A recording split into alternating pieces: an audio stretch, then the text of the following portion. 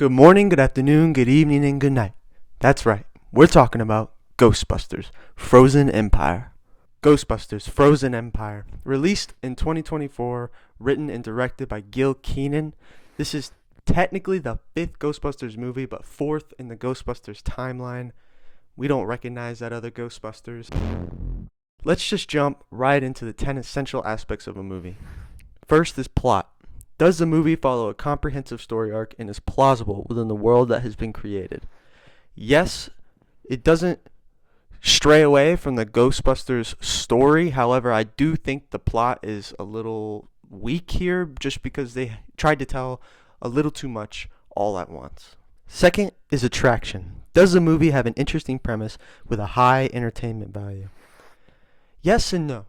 I really like the core idea of this movie. I like the villain in it. I like the idea of New York City being frozen over. That's what they showed in the trailers. That's what I was expecting. However, the movie really isn't even about the villain, and it really isn't about New York City being frozen over. It's only frozen in a very small section of the movie. The rest of the movie is about various other things. So though I think the idea is good, I wish they would have just used it more. Third is theme. What message or truth is the movie trying to convey? Now this is where more of the movie was focused on. I think the theme of this movie was about family.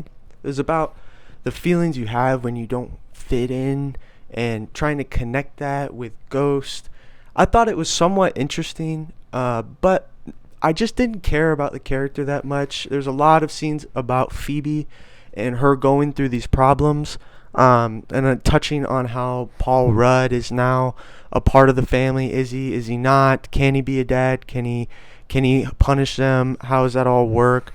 I didn't mind it, but it just wasn't that good either. I didn't think it really added to the movie all that well, and for the most part, it just kind of slowed the movie down. Fourth is dialogue. Is there a real feel to the conversations? Now, this is where the movie really bogs down. The dialogue in this movie is so cringy. There is so little jokes that are made in this movie that actually hit. It just kind of overrun with not good jokes. The dialogue in this movie just sucks. Whoever wrote it was not doing a good job at being funny. And in fact, I honestly think the dialogue took away from a lot of serious tones in the movie that were done well. There'd be something serious going on, and then someone would just say a joke. And it just didn't fit, and it wasn't very good. Fifth is acting. Are the characters convincing? Now, this movie runs into the problem of just having too many characters. There's a lot of characters in this movie. They all have to have their time. I think for the most part, it focuses on Phoebe Spangler, played by McKenna Grace. And she does a good job. She doesn't blow me away or anything. There's nothing crazy, but she does a good job. She plays a good Spangler. But honestly, no one in this movie, I think, really even had the opportunity to show their acting skills because the writing and dialogue just wasn't that great. And then they just didn't get that much time. 6 is cinematography. Is there a creative use of lighting, setting, and wardrobe to convey emotions? Now, this movie is not made to win Oscars. All right, cinematography is not something that I'm going to harp on here. However, I will say they did a great job with the creepy scenes. The scenes that did involve the main villain were really well done, and I thought they were unsettling, something that's kind of unique to a Ghostbusters movie, but I really liked it. 7 is editing, and this is all about the pacing of the movie. Now, this movie is about an hour and 56 minutes long. It didn't need to be that long. It's okay. It's not something that... It kind of rides just on the edge. It's something that you're not ready to leave the movie when it's done, but you're almost there. The movie just runs into a problem of trying to tell too many stories at once, trying to convey a theme too much and spending too much time on it. It probably could have just been a little bit shorter. I don't think this is a movie that is meant to be longer. It's not going for any Oscars. Just make it shorter. Make it about an hour 40, an hour 45 minutes, and just get me out of the theater. 8th is soundtrack. Now, the soundtrack, you can give or take here, right? I mean, it's a movie that's just supposed to be entertaining. It's supposed to be a little funny. So a soundtrack isn't all that essential. However, I like it. It's classic. They use the classic sounds from the original Ghostbusters. It doesn't hurt the movie at all, and in fact, for somebody who enjoys Ghostbusters, it only helps. Ninth is directing. Now, this is kind of the catch-all for the previous 8 sections.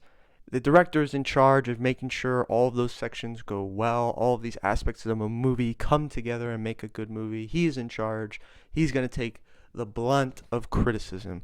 Now, Gil Kenan, this is his 5th movie. He has directed Monster House, City of Ember, Poltergeist, and A Boy Called Christmas. Now, I have only seen a Monster House out of all those movies, but based on that, this movie is on par with what he does. I don't think he's a great director. I don't think he's necessarily a bad director. I do think he's kind of saved in this situation by the fact that there are previous Ghostbusters, so those have been done well, and so he is kind of profiting from how well those have done, but he just does an okay job here. 10th is time. Does it stand the test of time? Now, from the making of this video, it's still in theaters, so can't really tell whether it's going to stand the test of time, but if I had to guess, it won't. If it does in any sort of way, it's only because it is associated with the Ghostbusters franchise, but as a standalone movie, it's honestly very forgettable. Now for the review section. Rotten Tomatoes, critics give it a 44%. Rotten Tomatoes audience gives it an 83%, and IMDb gives it a 65%. I think I agree mostly with IMDb. I'm probably a little lower than them, but not quite as low as a 44%. It's an okay movie. It's a decent movie. I didn't walk out of it thinking I wasted my time, but it is not that great of a movie. I don't know how much I'll ever watch it, if I ever watch it again. Now lastly, for the rankings. Now it's the first movie of 2024 and the 2020s, so it's going to be first. And for all time, on entertainment side, I've got to put it last at third right now behind The Mist. I will go back and watch The Mist again. A lot of that comes from the ending. However, I do think the idea is a little better. I will go back and watch it just because I really like the idea. This movie is just forgettable. It's not bad, but I don't think there's any aspect of it that is calling for me to watch it again. So it's really just not that entertaining. Now for cinematography, it's also going to go last behind Toy Story and The Mist. It's going to be third. It just doesn't do anything. Now this is not to its fault. It's not meant to do anything special cinematography wise, but it just doesn't do near as much as The Mist or Toy Story. Now that's all I've got for Ghostbusters Frozen Empire. Make sure you comment what movie I should do next. Otherwise, I'm Mr. Majoritarian. Stay classy, San Diego.